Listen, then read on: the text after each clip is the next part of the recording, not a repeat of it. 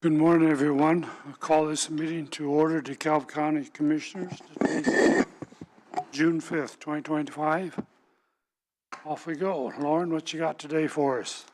Today we have our SBCs, or Summary of Benefits and Coverage. So we were really lucky that PHP, their service is just top tier, and they were able to turn these around really quickly. So shout out to them. Anthem or UHC would have never gotten these to us on time. So this is great. So would you like to discuss the HSA or the copay plan first? And they'll be really similar, so. I think we should do the HSA for now. Okay. Which is the HDHP one. Okay. Yes, it is labeled HDHP, but we both talked to our compliance teams and we don't see any issue with changing that to HSA. So we can change that to HSA.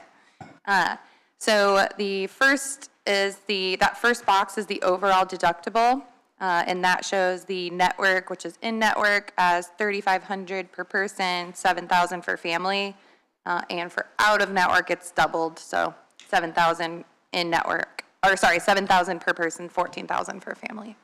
And that's the minimum we can do, correct? On an HSA, we could go down to $3,400, but then next year you'd be looking at increasing it. Yeah. Okay. Yes. If you want me to just keep going through it until you stop me, let me know. Okay, perfect.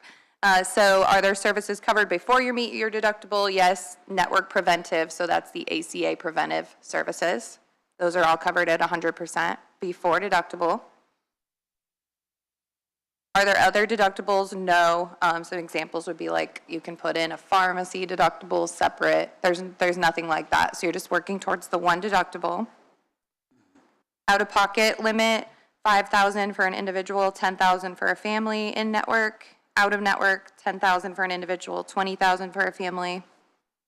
Okay, so I'm going to stop you there for a second, just to help explain to anybody that's watching, anybody in the audience. Does the 5,000 in-network, if you get to the 5,000 in-network, do you have to do another 10,000 out-of-network? Yes, typically. That can be a plan design choice where they track towards each other. But typically, no, the out-of-network is its own deductible and out-of-pocket. So anything that's out-of-network goes with that 10,000, anything in-network goes with that 5? Yes, correct. I want to clarify this for anybody that's Yep, watching. absolutely. Good question. Yes. Like our current? Yes. Okay. Yep. Is anything not included in out-of-pocket limits? So those are examples like your employee premiums, non-covered items that are not covered under the medical plan, things like that. Anything covered, which, you know, those are items that you confirm before any large services. Those are not covered in your out-of-pocket. Will you pay less if you use in-network provider? Yes. So that's where that lower deductible and lower out-of-pocket come in. There's also information on here for network searches. So actually, anyone can search these now. If you want to look at your in or out of network individuals, we can send out the link, but you can start searching your providers anytime as a guest. It's the PHP Freedom Network, which is the largest, most inclusive network for PHP. And the Encore network that's listed is the WRAP network for individuals that are not local. So a child away in college, things like that. No referrals needed to see a specialist.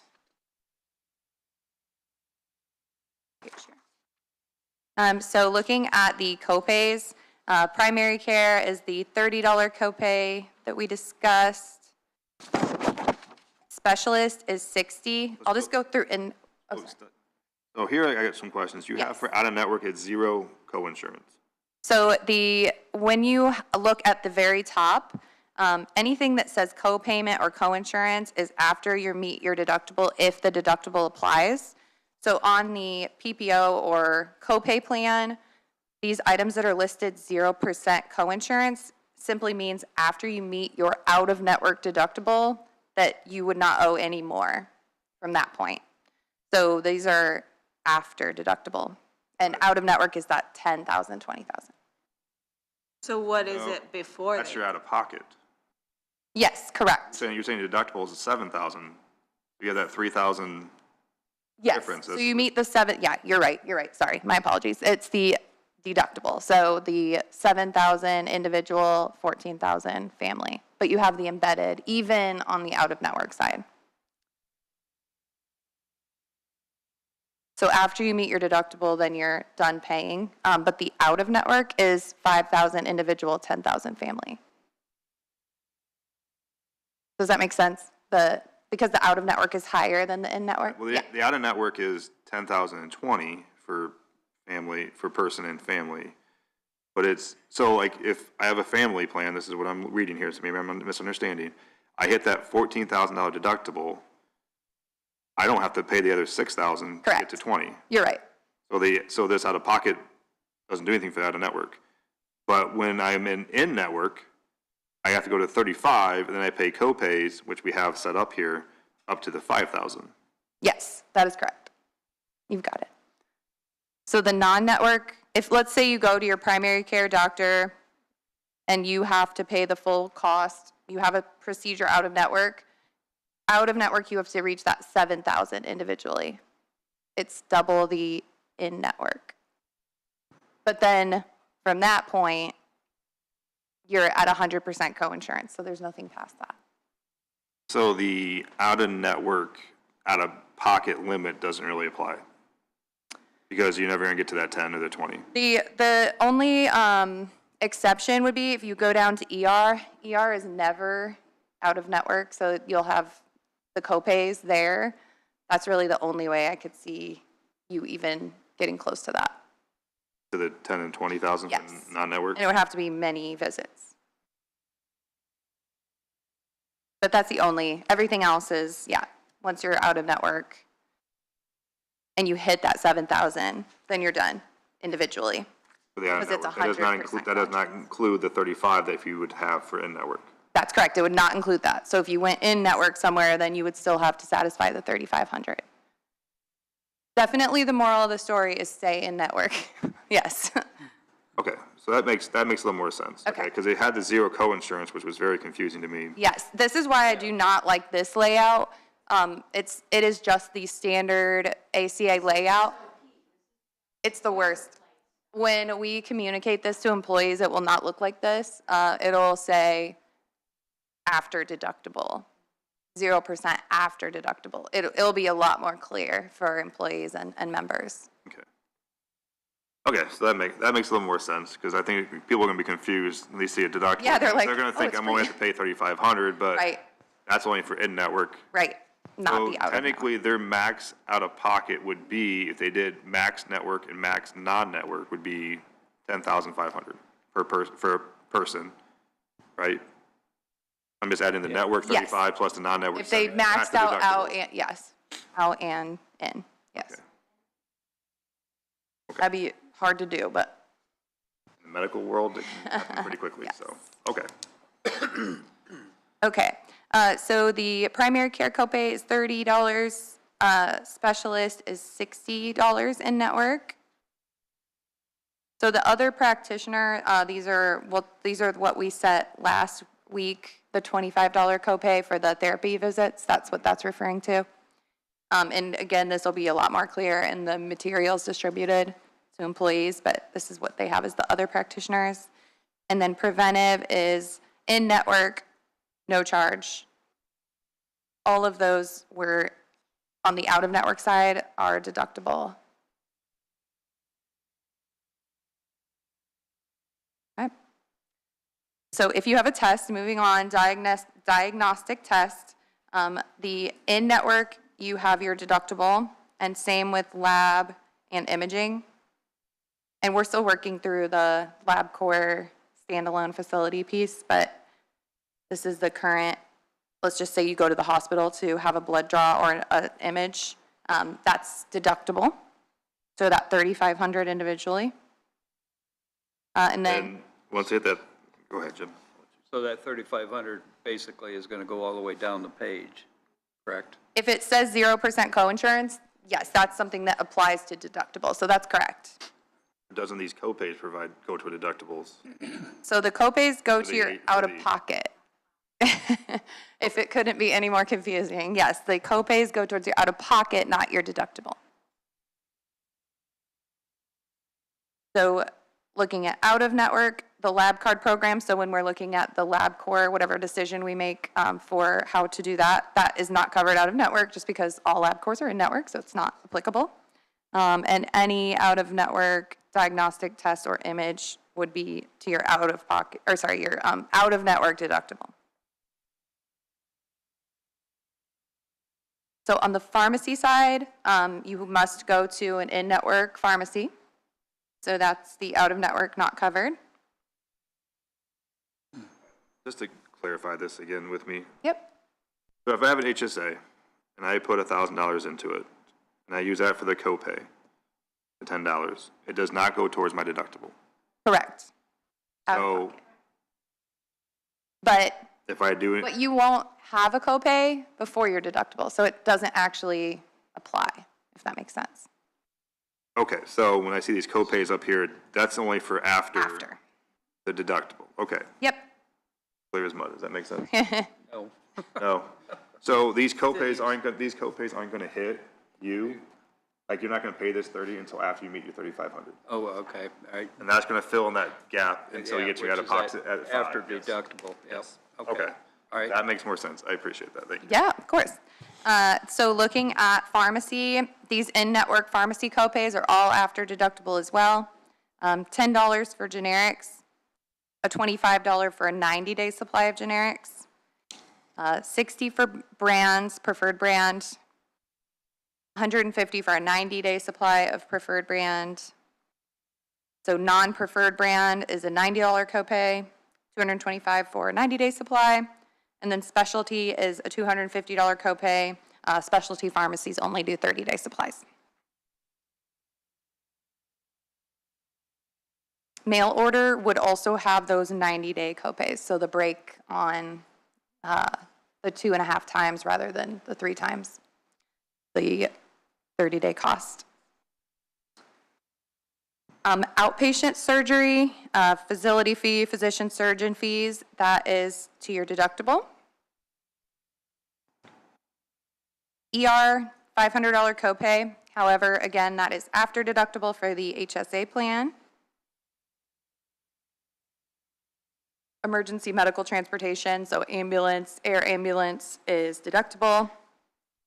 And urgent care was decided a $50 copay. ER is always in network. So the items on the right-hand column out of network are all towards your out-of-network deductible.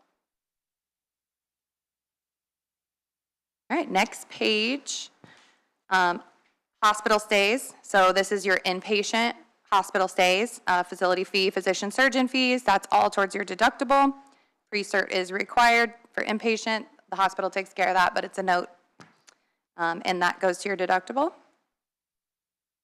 Behavioral health, outpatient services, so outpatient counseling, $15 copay. Inpatient services go to your deductible.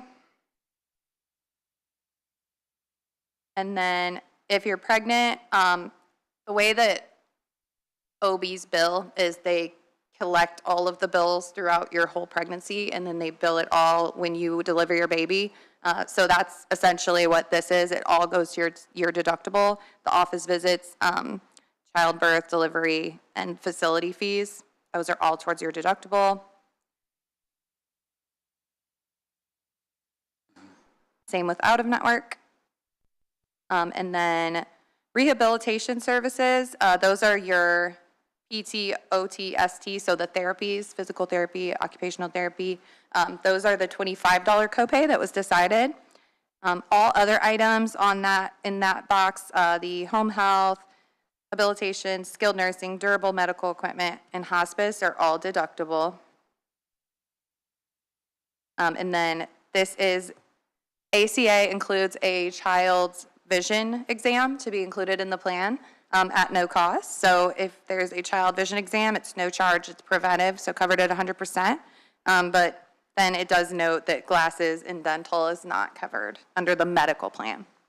And for everybody, it's under age 5 and under. It's not You say children. Yes, for that under 5. You are correct.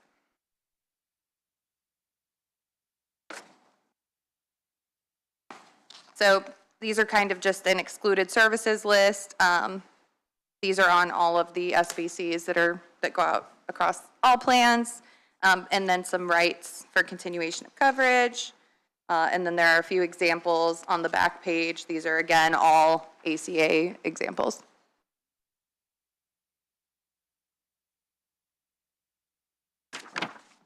Questions on the HSA plan SBC?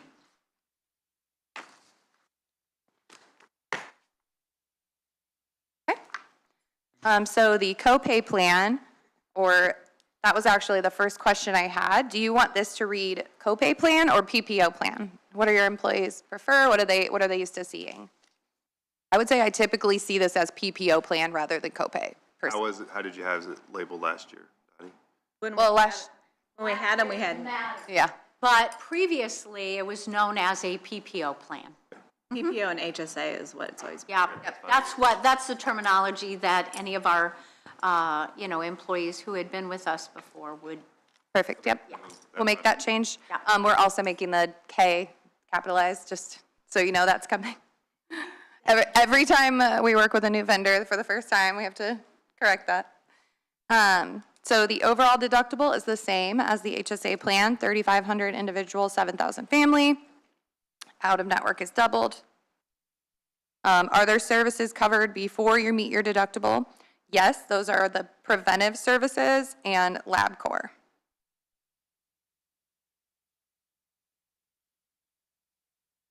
No, there's no other deductibles, just like the other, no pharmacy deductible, no separate deductibles. Out of pocket, $5,000 individual, $10,000 family. Out of network is doubled. Anything that's not covered under the plan is not included in out of pocket. Again, we have the network search information, no referral needed for a specialist. Okay, so the second one, are there services covered before you meet your deductible? Yes. You said network preventative LabCorp, so you're saying that our PPO people are not going to have a office visit copay before they meet their deductible? Yes, copay only services. Do you have another copy of that, Lauren? I do not have that one. Which one, the copay plan? One we're on, you're right, that we're on now. No, I gave you this. Says PPO.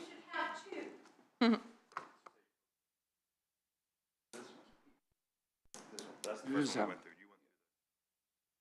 That's the Okay. one you're going through. The good news is they're identical other than that one section. So yes, the copay only services, Susan, is in that box as well. Okay. That's before deductible. Okay. Yep. All right.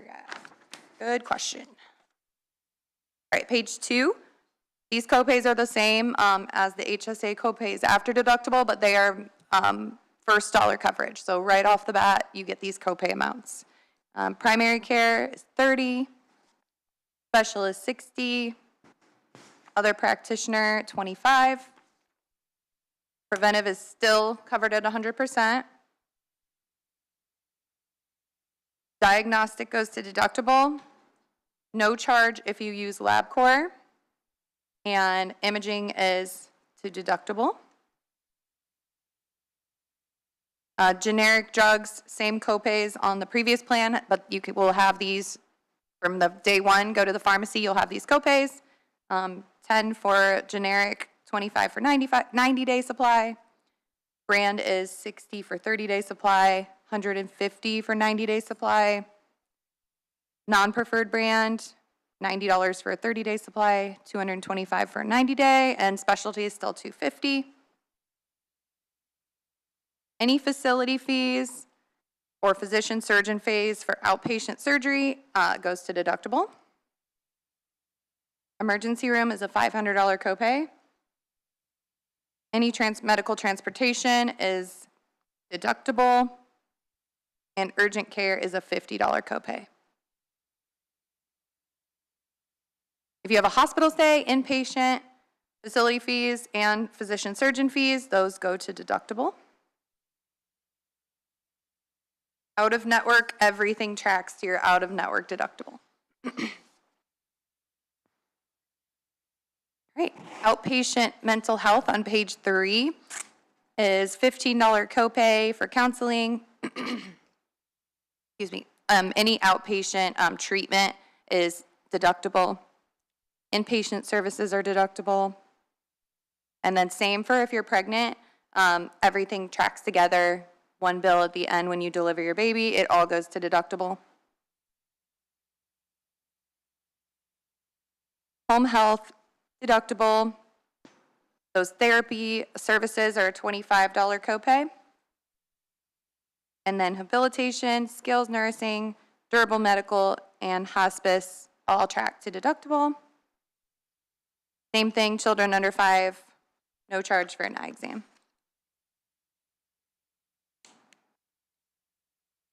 Great.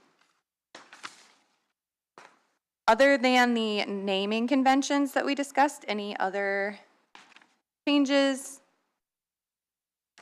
These look good.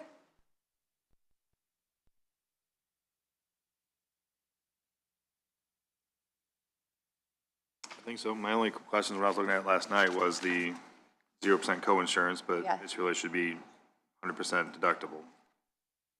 Yeah, deductible, then typically it reads deductible and co-insurance, but in this case, there is no co-insurance because it's 100%, so we will make sure that's very clear in the employee materials. Yes, because this can be very confusing to them. Yeah. It was to me. So, can you give one of the examples? Could you explain the example of having a baby? I've had Yeah, anybody that's watching and listening, they can, as a, yes, absolutely. do the PPO plan one. Yep, 'Cause we can see it here, but people that are watching, they might want to yeah, no, absolutely. examples talked about. So this is an example of an individual having a baby, 9 months of in-network prenatal care, and a hospital delivery. The plan's overall deductible, since it's embedded, it wouldn't matter if this individual was on an employee-only plan or a family plan, it would still be the same because this is one person. So the specialist cost sharing, these are all the co-insurance amounts since the individual, since the plan is 100% co-insurance to the plan, they have no additional responsibility in co-insurance once they hit that $3,500. So in this case, the total cost that the hospital, surgeons, all of the physicians billed was $12,700. So in this example, Peg would pay her $3,500 deductible. There were no co-pays and no co-insurance due. There was an exclusion that wasn't covered of $15. I will say this is an example that the ACA provided. If something isn't covered, typically when it goes to be billed, PHP would tell the hospital, this is a non-covered item, and they would just write it off. It's not typically billed to the individual. This is just for example's sake. So in this total, the total she pays is $3,515 because of the $15 exclusion. But typically it's just the $3,500. That's for the HSA.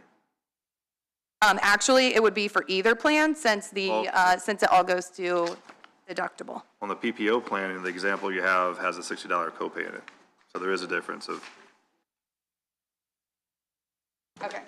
So in this example, she had an additional, she must have gone in for a service, probably urgent care. I'm looking at what the $60, what we have is 60. Yep, so in this case, on the copay plan, this individual saw a specialist, so thank you for pointing that out. There's a $60 copay also, so the $3,575.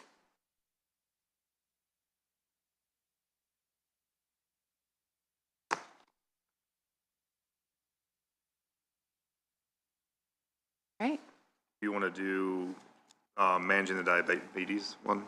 sure. So an individual, let's see, we're looking at the PPO plan. So managing diabetes, in this example, it's a year of routine in-network care. So this is a well-controlled condition. The plan's overall deductible is the $3,500. If you see a specialist, there's a $60 copay. So in this example, the total billed for all care, primary care, diagnostic tests, prescription drugs, and durable medical equipment, which is a glucose meter. There you have a total billed of $5,600. They paid their deductible of $3,500.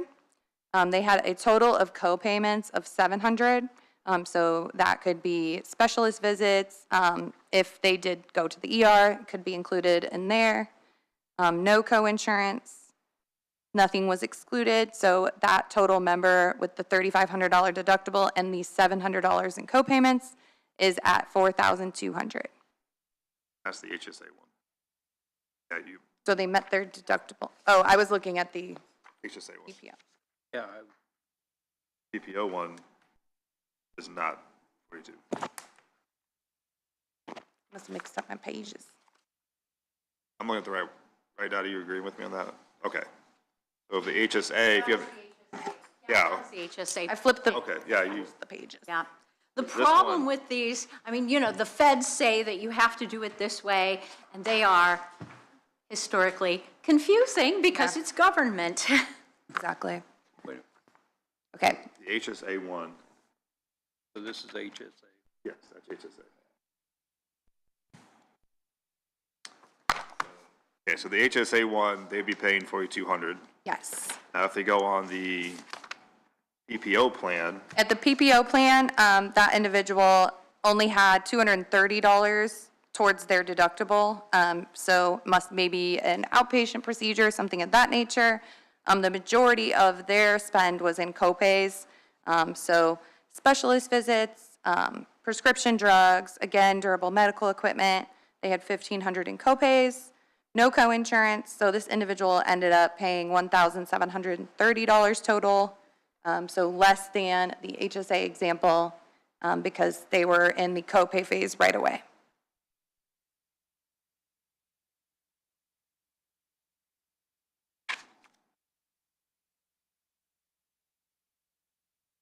so what do you need from us today? Amen. Well, you guys asked me to bring these for approval, so I don't know if that means you would like to make a motion to approve with the changes of the naming conventions? Are these, Dottie or Susan, are these close to what they were last year? Not last year, the last time that we had an HSA and a PPO. Yes, yes. stand corrected. Actually, this is pretty much boilerplate. I hate to say it, but it's pretty standard stuff. So, yeah, and that's pretty much what we had previously with Anthem Blue Cross Blue Shield. Thank you.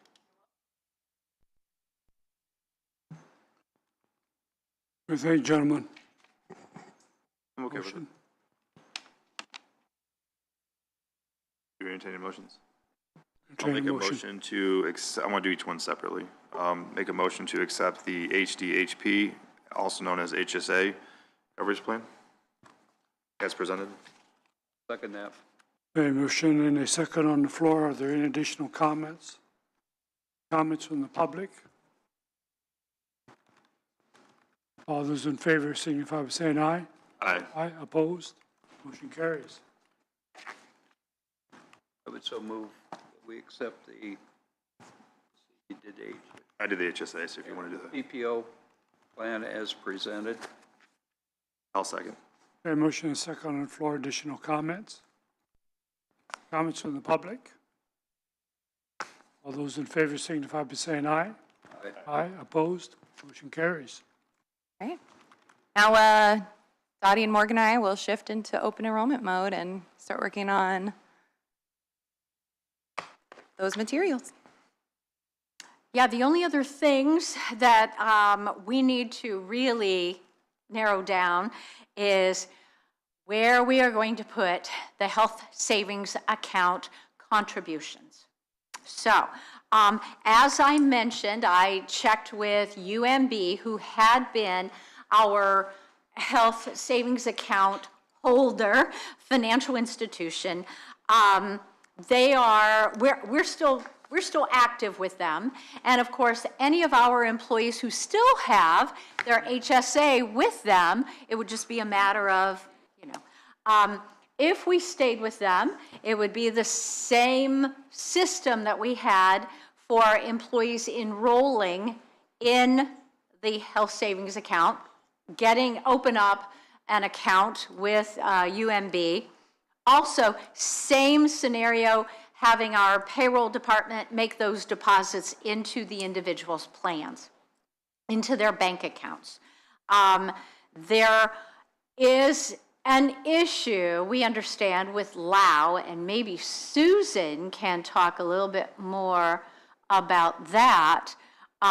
We did talk about perhaps allowing employees to open up their own health savings account at a financial institution that they already had, a relationship with.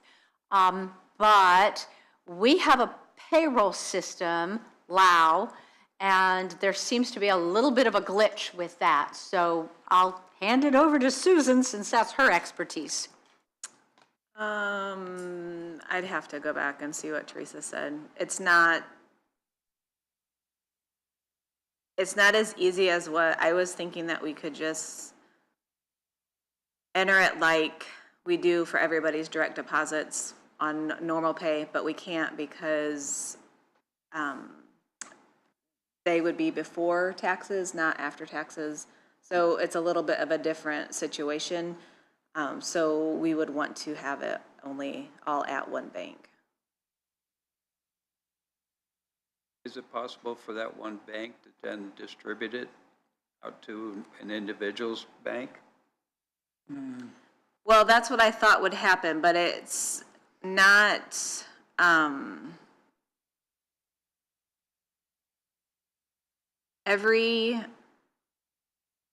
everybody's direct deposit would have to go in like a deduction on a pre-tax basis, and then a different vendor for every single bank that somebody would use. So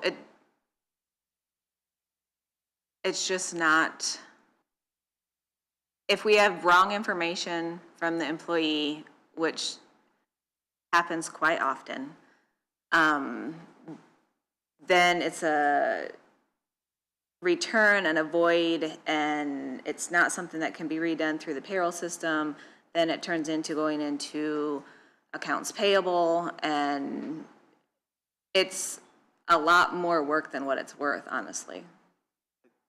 I think, Jim, what you were asking, or maybe I'm asking a different question, once it's in that bank, can the employee take that and move it to someplace else?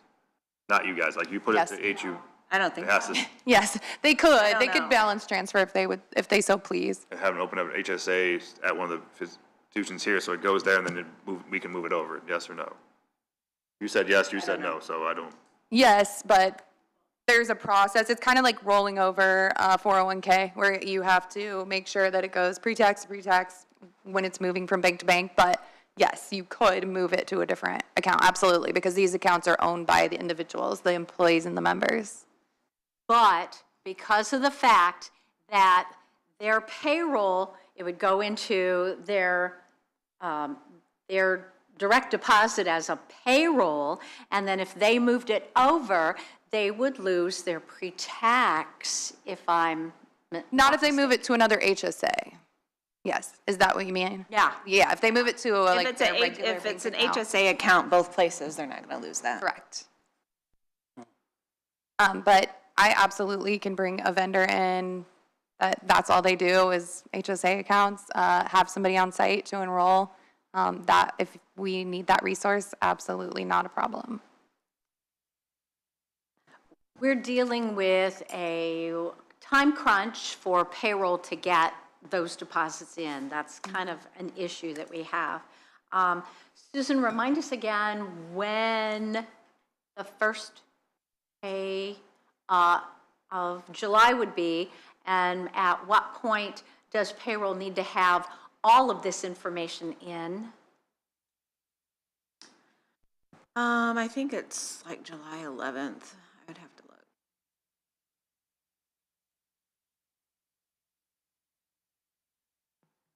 Our first pay is July 11th, which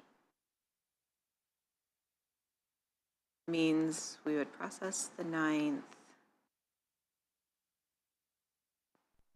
Basically, everything needs to be in and ready to roll by Monday, June 30th, so that we can initiate the payroll file for all the departments to input. Okay. So I guess, I wanted to make sure that we understood, what the time frame is. So if we were able to have another financial institution to come in, or if you guys were to decide that you wanted each employee to have the opportunity to take care of their own, we kind of need a decision now. Otherwise, we've got another, have another meeting. What do you guys think? And I'm looking at, Lauren is kind of the expert on that. Yeah. So what are your thoughts? I can definitely make a call the second I leave and make sure that a vendor that I have in mind for you guys would be ready to roll. Could be at open enrollment, help people open accounts, things like that, for that deadline. And that vendor would be happy to do a demo so you can see the capabilities. They have investment capabilities, all of the things that a good HSA bank should have, as well as a lot of really nice tools for the employee to utilize to keep track of their HSA, monies, things like that, expenses. So would this vendor take the place of? Yes. They would, anybody that, well, you don't have anyone currently contributing to UMB, correct? But they could help individuals who had an HSA prior that wanted to roll that money in so that they are working out of one account rather than two or however many, 3. I have a feeling that our employees who have an HSA, it may be a little more difficult for them to be able to, okay, they get their paycheck and then for them to move the money to an HSA. I don't know that for a fact. That's not how it would work. Like, they would have to, if we have one HSA bank, it's going to be set, X amount goes to that bank. Then it will be up to the employee if they want to roll it further, or if they want to bring their current one into whatever bank we decide. Payroll and HSB are 2 different. That's being sent out, this is their. We would send an HSA file to whatever bank we choose. Yeah. Yeah. But then after that, it would be the employee's determination whether they want to move it another place or if they're going to bring their current one to this. We have to decide on which bank goes to. Yeah. My what you're opinion asking? is we stay with what we've got. Well, right now we don't have anybody. We just have an open account with UMB. Yeah, there's no one in place currently. So Do we know if anybody still has balances there? Well, of course you do, Christopher. that's why I forgot it was even there. Then we're definitely changing banks. 'Cause I want to make them do something. What you got, It's my Lisa? understanding, the one that we have now, there's not a branch local. I would highly suggest that you get a branch that's local to DeKalb County, make it easier for the employees, just my opinion. Which is why I was going to ask what institution you're recommending. So I work on a lot of national accounts, so the people I work with are all going to be virtual options without standalone facilities. If we want that, then I can make calls today, and I'm sure any bank in the area would jump at the chance to have people on site. I think you'll be limited in capabilities using a local branch as far as investment opportunities, ways to track your expenses, kind of those Cadillac-type options for your members and employees to be able to invest those funds or keep track of their HSA expenses as the year goes on, things like that. So it is really, it's absolutely the preference of the county, what you're looking for. When we had Old National Bank, there were no branches here in DeKalb County. The closest Old National was Fort Wayne, and then it was even worse when, I would say worse, when Old National sold their health savings account, part of their business, to UMB. There are no branches in the area at all. So it's kind of, I throw it back to you guys. Now that, we know what our capability is for payroll to make deposits, what about our employees? Susan, we're using Citizens now for payroll. Is that, who, Community state, Community State? yeah. If the health savings accounts were to go to Community State, would that make life easier? It doesn't really matter on our end of it, yeah. Okay. Because it's just a file that gets sent and then, My thought is we make the decision on Monday, and any banks that wants to give us information by then, we have a meeting on Monday, we can make a decision on Monday. If a bank wants the business, they'll send us some stuff so we can look over. If not, and who's going to reach out to them? Because I'm not. Okay. Do you want information from CSB and Lively, which is the vendor that I had in mind, kind of side by side? Sure. yeah, whatever banks reach out to us, I guess, So maybe or somebody, financial institution. maybe somebody should go talk to the treasurer who does the banking. They send out information to local banks every time they need to do a CD for investment, so they probably would have more of the contact information for all the locals. Oh, she's not in here? I thought No. she was last time. All right. I can make contact with her. Okay. I'll let her know.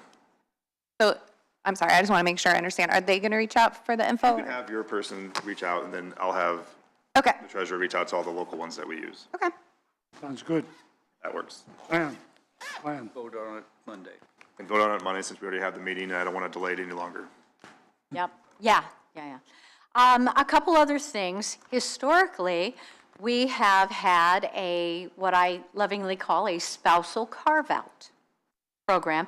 We've had that in place for a lot of years. And what that is if an employee's spouse who wants to be on the health plan is offered health insurance at their place of business, they cannot be on our health plan. So that has been the carve-out of all the spouses. So if the spouse does not have health benefits available at their business, at their place of business, then they can enroll on our health plan as long as the employee enrolls on our health plan. So I have been, I've looked out and about, and it's probably a good idea to keep this, this program. Lauren, I know I've reached out to you guys, I've reached out to the HR network. Yep. Spousal carve-outs seem to work pretty well. Try to remember that most of our, a lot of our high dollar claims have come from spouses, so. Yeah, thank you for that. To add to that, it's hard to, well, it's impossible to project the impact of taking a spousal carve-out away because you don't know what risk is coming onto the plan for spouses who are working. However, the spousal carve-out, we're seeing that start to kind of go away a little bit because when you're taking the working spouses off the plan, you're losing out on premium dollars of potentially healthy spouses that could be bringing the plan more money in premium. However, you don't know the risk of the conditions of those individuals that you're bringing on. So it truly is what is working best for you. Do you want to leave that in place because it's working? Are you losing potential employees because of the carve-out? Is it impacting culture? Those are really the more important decisions around whether or not to have the carve-out in place at this point, simply because it's impossible to predict the risk. We have it currently. Yes. Yeah. And the record shows we should keep it. We've had it for a very long time. And I just say we keep it for now. How do you police that? I'm sorry? How do you police that? I mean, The employees complete a form at open enrollment or whenever they are eligible for the health plan, and they verify that the employee's spouse is eligible to be on the health plan because they are not offered health insurance at their place of work. So it's an attestation that the employee makes each year.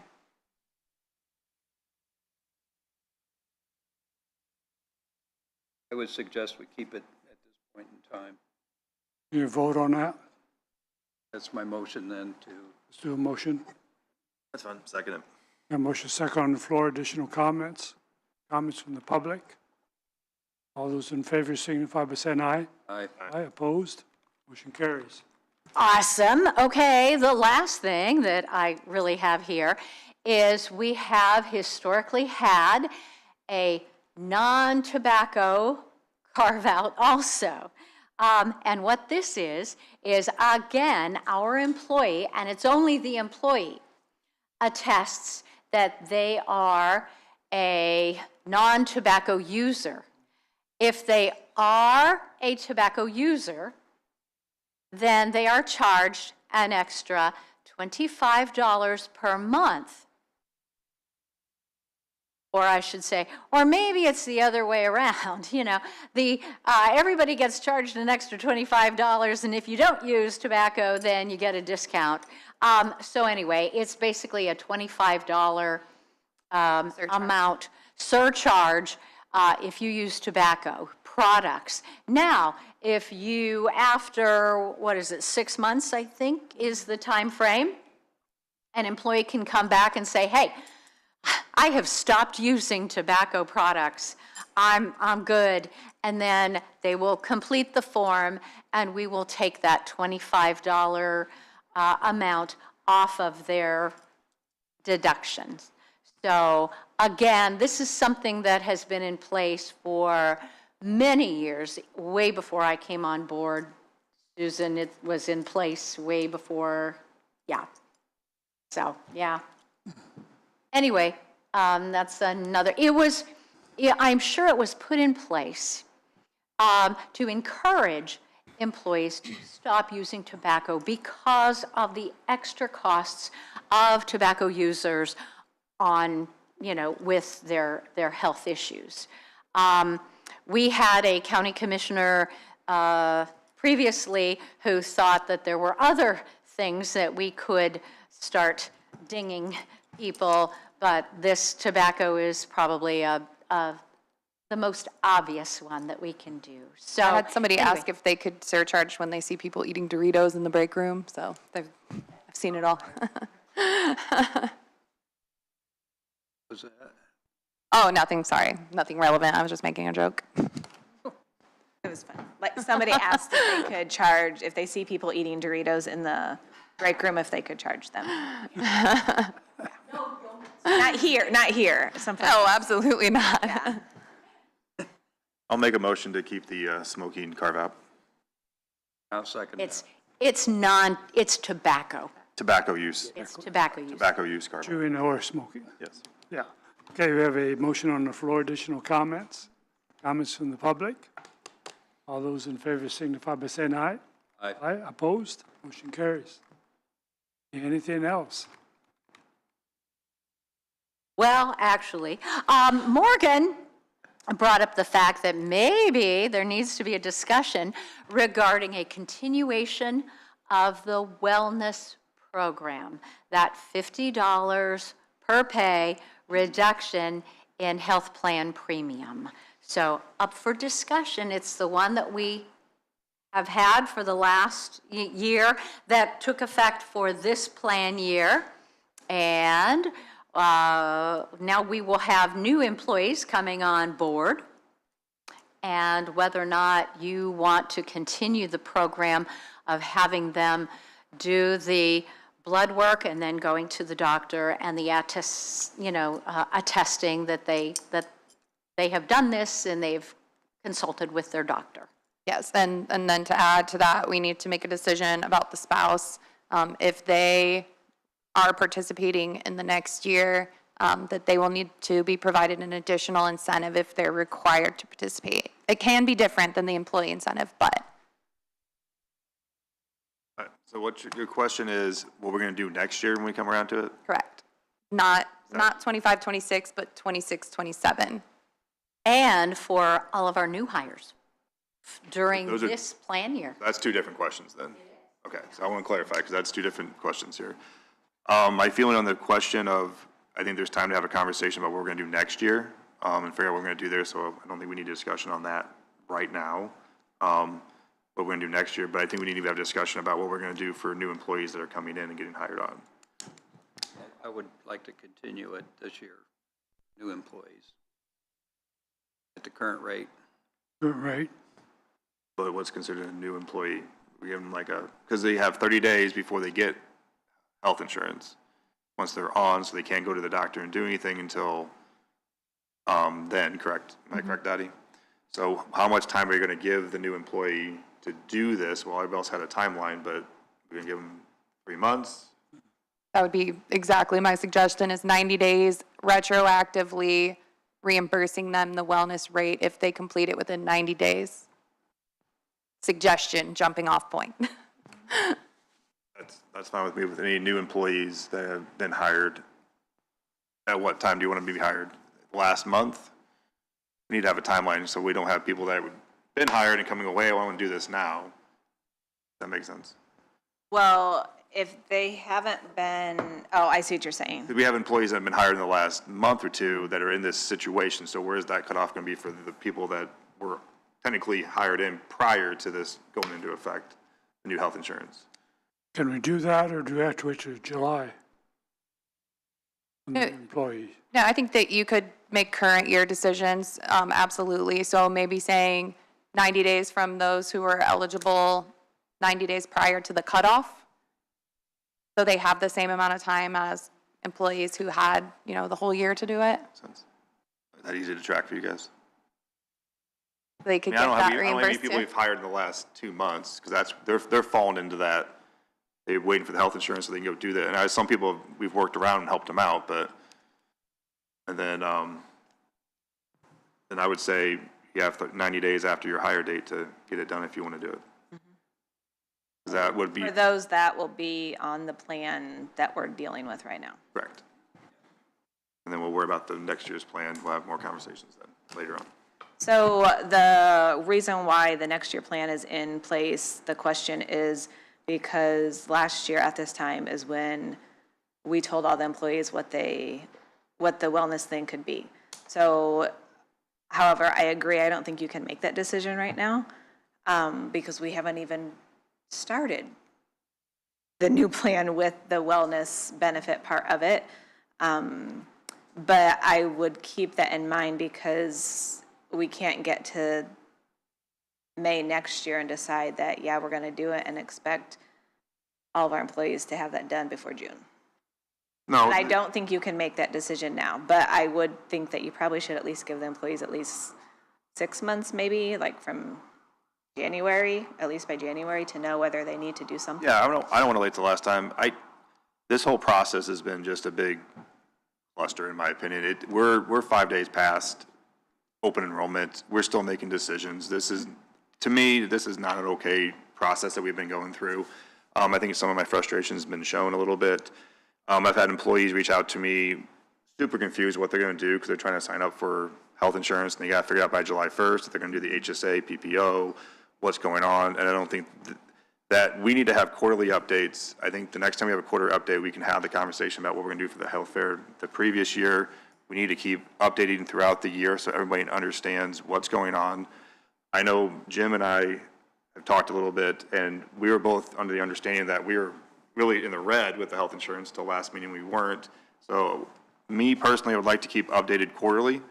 Let the employees also know, because we make a lot of big decisions up here, but I think this is the biggest decision we make for the employees, and we need to know the ins and outs of all this to making sure that they're getting taken care of. They have an opportunity to speak to us and have an opportunity to understand this. This has been a time crunch for a month, and we're still June 5th making a decision on open enrollment that was June 1st for employees.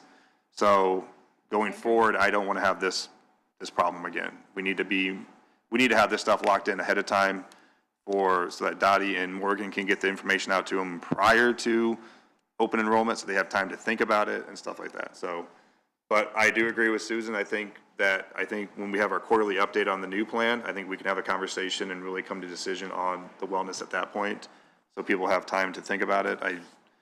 But with that being said, I'll get off my soapbox a little bit. I do make a motion that any new hires after July 1st have 90 days to do the wellness to get the $50, and then we will retroact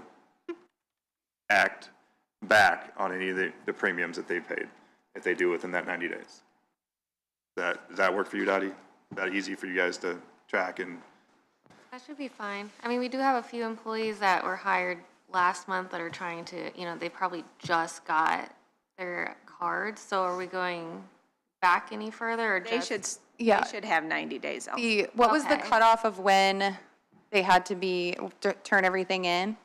last Friday. It was Last Friday. May 31st. So my recommendation would be go from last Friday, go 90 days back Yeah. for Okay. those new hires, so they have, I've been trying to those work with individuals them. have their full Yeah, 90 a lot of them days. been working, Yeah, but I just make it very clear, so. Okay. for sure. Okay, We all good? Second that motion. a motion and second on the floor. Comments? Comments from the public? All those in favor signify by saying aye. Aye. Aye, opposed? Motion carries. Next, That's all I have. anybody else? That's your last chance. Thank you, everyone. We stand adjourned.